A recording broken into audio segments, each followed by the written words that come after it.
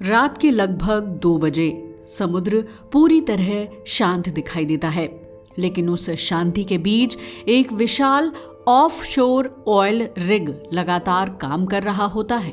चारों तरफ अंधेरा, नीचे सैकड़ों मीटर गहराई में पानी और उससे भी नीचे हजारों मीटर गहराई में दबा हुआ क्रूड ऑयल।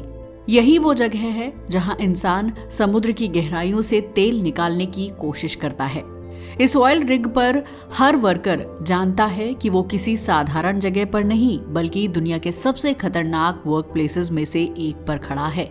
समुद्र के नीचे मौजूद तेल कोई खुले रूप में नहीं होता, ये पोरस रॉक्स के अंदर फंसा होता है, जिन्हें रिजर्वॉयर्स कहा जाता है। ये रिजर्वॉयर्स लाखों करोड़ों साल पहले बने थे, जब समुद्री जीव मरकर समुद्र की तलहटी में दब गए और हाई प्रेशर और टेम्परेचर के कारण हाइड्रोकार्बन्स में बदल गए। समय के साथ ये ऑयल और गैस ऊपर की तरफ माइग्रेट हुए, लेकिन इम्परमिएबल रॉक लेयर्स ने उन्हें रोक लिया, जिससे ये पॉकेट्स बन गए। यही पॉकेट्स आज ड्रिलिंग का टारगेट होते हैं। इसी दौरान ऑयल कंपनीज सबसे पहले इन रिजर्वॉयर्स को खोजने के लिए सेस्मिक सर्वेज करती हैं। इसमें बड़े शिप्स समुद्र की सतह पर साउंड वेव्स भेजते हैं, जो नीचे जाकर डिफरेंट रॉक लेयर्स से टकराकर वापस आती हैं। इन वेव्स के रिफ्लेक्शन को सेंसर्स रिकॉर्ड करते हैं और फिर कंप्यूटर मॉडल्स से पता लगाया जाता है कि नीचे ऑयल या गैस है या नहीं। ये प्रोसेस कई बार महीनों तक चलता है और हर डेटा पॉइंट करोड़ों रुपए का हो सकता है। कुछ समय बाद जब लोकेशन कंफर्म हो जाती है, तब ड्रिलिंग शुरू होती है। एक मैसिव ड्रिलिंग रिग समुद्र में इंस्टॉल किया जाता है, जो समुद्र की सतह से लेकर सी बेड के नीचे कई किलोमीटर तक ड्रिल करता है। ये ड्रिल पाइप धीरे धीरे नीचे जाता है और रॉक लेयर्स को काटता हुआ रिजर्वॉयर तक पहुंचता है। ड्रिलिंग के दौरान हाई प्रेशर फ्लूइड्स का यूज किया जाता है, ताकि ड्रिल बिट कूल रहे और कटिंग्स सरफेस तक आ सके। फिर जैसे ही ड्रिल रिजर्वॉयर तक पहुंचता है, सिचुएशन अचानक खराब हो जाती है। नीचे ट्रैप्ड ऑयल और गैस एक्सट्रीमली हाई प्रेशर में होते हैं। अगर कंट्रोल खो दिया जाए तो ब्लो आउट हो सकता है, जिसमें ऑयल और गैस अनकंट्रोलेबली बाहर निकलते हैं। इसे रोकने के लिए ब्लो आउट प्रिवेंटर नाम का एक हैवी सेफ्टी डिवाइस लगाया जाता है, जो इमरजेंसी में वेल को सील कर देता है। लेकिन हिस्ट्री में कई बार ये फेल भी हुआ है और उन फेलियर्स ने बड़े डिजास्टर्स को जन्म दिया है। इसी दौरान इस रिग पर काम करने वाले वर्कर्स की जिंदगी एक अलग ही रियलिटी में चलती है। वो जमीन से सैकड़ों किलोमीटर दूर होते हैं, चारों तरफ सिर्फ पानी और होराइजन दिखाई देता है। उनका काम 12-12 घंटे की शिफ्ट्स में बटा होता है, जहां दिन और रात का फर्क लगभग खत्म हो जाता है। मशीनों की आवाज, ड्रिलिंग की वाइब्रेशन और कांस्टेंट अलर्टनेस उनकी डेली लाइफ का हिस्सा बन जाती है। धीरे धीरे शरीर इस रूटीन का आदी हो जाता है, लेकिन दिमाग पर इसका असर दिखने लगता है। लिमिटेड स्पेस, कन्फाइंड एनवायरनमेंट और फैमिली से दूरी, इन सब का कंबाइंड इफेक्ट मेंटल स्ट्रेस पैदा करता है। कई वर्कर्स बताते हैं कि उन्हें समय का सही अंदाजा ही नहीं रहता और कभी कभी आइसोलेशन इतना बढ़ जाता है कि छोटी छोटी बातें भी बड़ी लगने लगती हैं। इसी दौरान सेफ्टी सबसे बड़ा कंसर्न बन जाता है। रिग पर हर जगह हैवी मशीनरी होती है, rotating drill pipes, high pressure valves, cranes और स्लिपरी सरफेसेस। एक छोटी सी गलती भी फैटल एक्सीडेंट में बदल सकती है। कई बार वर्कर्स को सेफ्टी हार्नेस पहनकर ऊंचाई पर काम करना पड़ता है, जहां नीचे सिर्फ गहरा समुद्र होता है। एक स्लिप और सीधा सैकड़ों फीट नीचे गिरने का खतरा होता है। कुछ समय बाद जब ऑयल प्रोडक्शन शुरू होता है, तब पाइपलाइन सिस्टम्स के जरिए ऑयल को सरफेस तक लाया जाता है। ये ऑयल सीधे स्टोरेज शिप्स या पाइपलाइंस में भेजा जाता है, लेकिन इस प्रोसेस में भी खतरे खत्म नहीं होते। क्रूड ऑयल के साथ मीथेन जैसी हाईली फ्लेमेबल गैसेस भी निकलती हैं, जो अगर लीक हो जाएं और स्पार्क मिल जाए तो एक्सप्लोजन हो सकता है। तभी एक दिन मौसम अचानक बदलने लगता है।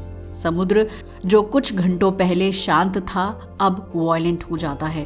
तेज हवाएं, काले बादल और बढ़ती हुई वेव्स इस बात का संकेत देते हैं कि एक स्टॉर्म आ रहा है। रिग पर मौजूद क्रू तुरंत अलर्ट हो जाती है। ऑपरेशंस को स्लो किया जाता है और अननेसेसरी एक्टिविटीज बंद कर दी जाती हैं। धीरे धीरे वेव्स की हाइट बढ़ने लगती है। कुछ वेव्स 10 से 15 मीटर तक उठती हैं, जो किसी मल्टी स्टोरी बिल्डिंग जितनी ऊंची होती हैं। रिग को इस तरह डिजाइन किया जाता है कि वो इन कंडीशंस को सह सके, लेकिन अंदर मौजूद वर्कर्स के लिए ये एक्सपीरियंस टेरिफाइंग होता है। हर झटका और हर वाइब्रेशन उन्हें ये एहसास दिलाता है कि वो एक अनस्टेबल प्लेटफॉर्म पर खड़े हैं। इसी दौरान काम पूरी तरह बंद नहीं होता, कुछ एसेंशियल ऑपरेशंस जारी रखने पड़ते हैं क्योंकि अचानक शटडाउन भी डेंजरस हो सकता है। वर्कर्स को स्टॉर्म के बीच भी कंट्रोल रूम्स में बैठकर सिस्टम्स मॉनिटर करने होते हैं। बाहर हवा इतनी तेज होती है कि खड़ा रहना मुश्किल हो जाता है और पानी की बौछारें लगातार स्ट्रक्चर से टकराती रहती हैं। कुछ समय बाद स्थिति और बिगड़ जाती है।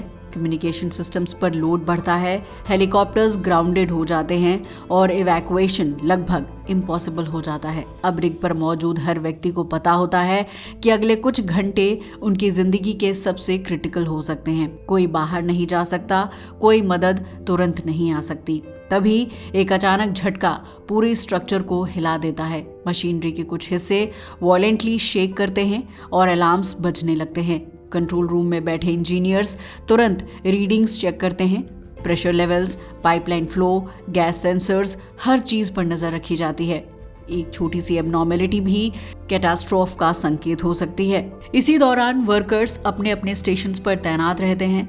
डर हर किसी के अंदर होता है, लेकिन ट्रेनिंग उन्हें काम रहने के लिए मजबूर करती है। कोई वाल्व्स एडजस्ट कर रहा होता है, कोई बैकअप सिस्टम्स एक्टिवेट कर रहा होता है। बाहर स्टॉर्म अपनी पूरी ताकत से हमला कर रहा होता है और अंदर इंसान टेक्नोलॉजी के सहारे उसे झेलने की कोशिश कर रहा होता है। धीरे धीरे ये रात और भी लंबी लगने लगती है, जैसे समय रुक गया हो। हर मिनट एक टेस्ट बन जाता है, मशीन्स का, स्ट्रक्चर का और सबसे ज्यादा इंसान के नर्व का। यहाँ कोई हीरो नहीं होता, सिर्फ ट्रेन्ड वर्कर्स होते हैं जो जानते हैं कि पैनिक की कोई जगह नहीं है। इसी दौरान कुछ वर्कर्स अपने केबिन्स में भी होते हैं, लेकिन वो सो नहीं पाते। हर आवाज, हर वाइब्रेशन उन्हें अलर्ट रखती है। उनके दिमाग में फैमिली की इमेजेस आती हैं, लेकिन वो जानते हैं कि अभी उनका फोकस सिर्फ एक चीज पर होना चाहिए, सर्वाइवल। कुछ समय बाद स्टॉर्म अपनी पीक पर पहुंच जाता है। वेव्स रिग से टकराकर ऊपर तक स्प्लैश करती हैं और हवा की आवाज किसी रोर की तरह गूंजती है। ये वो मोमेंट होता है जब नेचर अपनी पूरी ताकत दिखाता है और इंसान सिर्फ उसे सहने की कोशिश करता है। तभी एक क्रिटिकल अलार्म फिर से बजता है और इस बार उसकी आवाज बाकी अलार्म से अलग होती है। कंट्रोल रूम में बैठे इंजीनियर्स तुरंत स्क्रीन्स की तरफ झुक जाते हैं। गैस डिटेक्शन सिस्टम पर रीडिंग्स अचानक स्पाइक करने लगती हैं। मीथेन कंसंट्रेशन सेफ लिमिट से ऊपर जा चुकी होती है। इसका मतलब साफ होता है, कहीं ना कहीं लीक हुआ है और अगर ये गैस किसी इग्निशन सोर्स तक पहुंच गई तो कुछ ही सेकेंड्स में एक्सप्लोजन हो सकता है। इसी दौरान तुरंत इमरजेंसी प्रोटोकॉल एक्टिवेट किया जाता है। वेंटिलेशन सिस्टम्स को तुरंत एडजस्ट किया जाता है ताकि गैस डाइल्यूट हो सके और कुछ सेक्शंस को आइसोलेट कर दिया जाता है। वर्कर्स को रेडियो पर इंस्ट्रक्शंस मिलते हैं।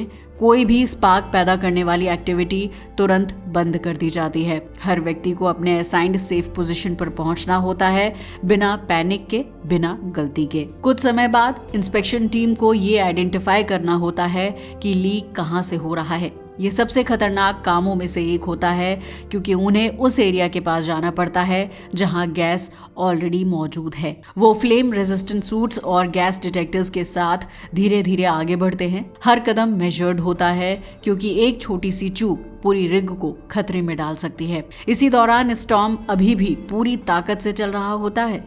प्लेटफॉर्म लगातार हिल रहा होता है और बैलेंस बनाए रखना मुश्किल हो जाता है। इंस्पेक्शन टीम को पाइप्स और वॉल्व्स के बीच से गुजरना पड़ता है, जहां विजिबिलिटी भी कम हो चुकी होती है। हवा में नमक और नमी के साथ अब गैस की हल्की गंध भी महसूस होने लगती है। कुछ समय बाद लीक का सोर्स मिल जाता है। एक हाई प्रेशर वॉल्व के पास से गैस निकल रही होती है। प्रेशर फ्लक्चुएशंस के कारण सील कमजोर हो गई होती है। अब सबसे क्रिटिकल डिसीजन लेना पड़ता है। क्या तुरंत शटडाउन किया जाए या कंट्रोल्ड तरीके से प्रेशर स्टेबलाइज किया जाए? सडन शटडाउन से भी पाइपलाइन डैमेज हो सकती है, इसलिए इंजीनियर्स कैलकुलेशन करते हैं, हर सेकेंड में रिस्क और सॉल्यूशन का बैलेंस बनाते हैं। तभी रिमोट सिस्टम्स के जरिए वाल्व को पार्टिशियली क्लोज करने की कोशिश की जाती है। कंट्रोल रूम से कमांड्स भेजी जाती हैं और धीरे धीरे प्रेशर रीडिंग्स मॉनिटर की जाती हैं। कुछ सेकेंड्स तक कोई बदलाव दिखाई नहीं देता, लेकिन फिर रीडिंग्स स्टेबल होने लगती हैं। गैस कंसंट्रेशन धीरे धीरे नीचे आने लगती है और एक बड़ा खतरा टलता हुआ नजर आता है।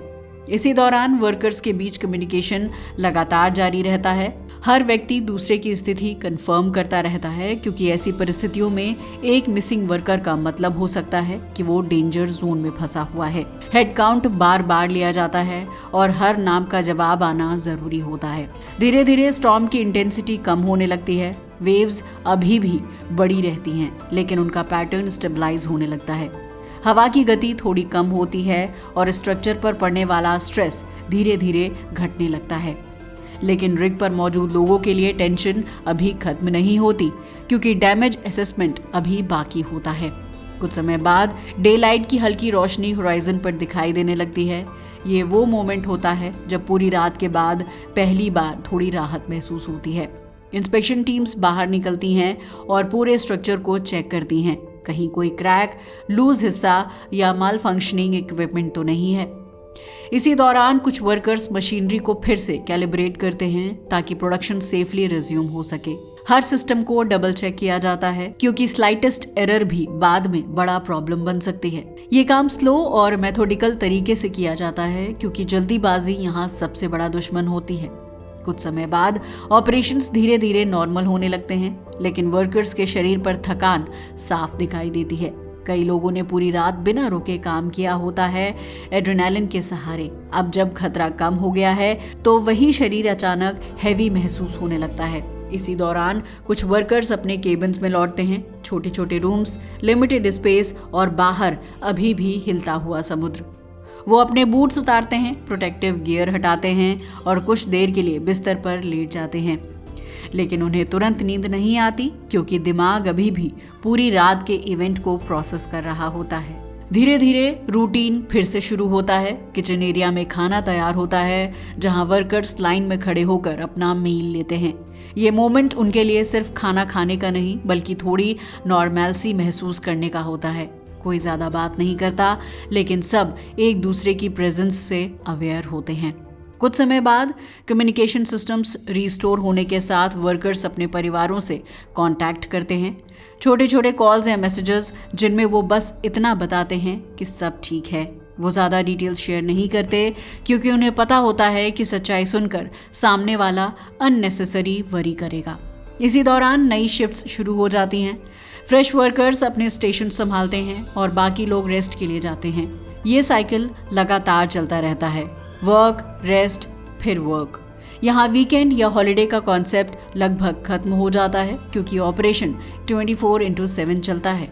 धीरे धीरे समय के साथ वर्कर्स इस लाइफस्टाइल के आदी हो जाते हैं। उन्हें पता होता है कि हर दिन अनप्रिडिक्टेबल हो सकता है और हर मोमेंट अलर्ट रहना जरूरी है। उनकी ट्रेनिंग, उनका डिसिप्लिन और उनकी टीम वर्क ही उन्हें सुरक्षित रखती है। कुछ समय बाद जब उनका रोटेशन खत्म होता है, तब हेलीकॉप्टर उन्हें वापस मेनलैंड लेकर जाता है। ये जर्नी भी रिस्क से खाली नहीं होती, क्योंकि वेदर कंडीशंस हमेशा स्टेबल नहीं होती। लेकिन जब वो जमीन पर कदम रखते हैं तो उन्हें एक अलग ही फीलिंग होती है, सॉलिड ग्राउंड, नॉर्मल लाइफ और फैमिली का प्रेजेंस। इसी दौरान कुछ दिनों की छुट्टी के बाद वो फिर से वापस इसी रिग पर लौट आते हैं। वही समुद्र, वही मशीन्स, वही रिस्क्स उनका इंतजार कर रहे होते हैं। ये एक एंडलेस साइकिल बन जाता है जो सालों तक चलता रहता है। धीरे धीरे एक्सपीरियंस के साथ उनका कॉन्फिडेंस बढ़ता है, लेकिन खतरे कभी खत्म नहीं होते। हर स्टॉर्म, हर मैकेनिकल फेलियर, हर गैस लीक उन्हें ये याद दिलाता है कि ये काम सिर्फ एक जॉब नहीं, बल्कि एक कांस्टेंट रिस्क है। कुछ समय बाद जब कोई नया वर्कर इस रिग पर आता है तो उसे शुरुआत में सब कुछ ओवरवेलमिंग लगता है। एंडलेस ओशन, मैसिव स्ट्रक्चर और हर जगह मौजूद खतरे। लेकिन वही नया वर्कर कुछ महीनों बाद इस सिस्टम का हिस्सा बन जाता है, उसी डिसिप्लिन और अवेयरनेस के साथ। इसी दौरान दुनिया में कहीं दूर लोग अपने रोजमर्रा के काम कर रहे होते हैं। कार्स चला रहे होते हैं, इंडस्ट्रीज चल रही होती हैं और उन्हें शायद ही कभी ये एहसास होता है कि उस फ्यूल के पीछे कितनी कॉम्प्लेक्स प्रोसेस और कितनी रिस्की जिंदगी छुपी हुई है। धीरे धीरे सूरज पूरी तरह निकल आता है और समुद्र फिर से शांत दिखने लगता है, जैसे पिछली रात कुछ हुआ ही ना हो। लेकिन इस रिग पर मौजूद हर वर्कर जानता है कि ये शांति टेम्परेरी है और अगला चैलेंज कभी भी आ सकता है। आज के लिए बस इतना ही। वीडियो अच्छा लगा हो तो इसे लाइक और शेयर करें और हमारे चैनल को भी सब्सक्राइब करें। जय हिंद दोस्तों।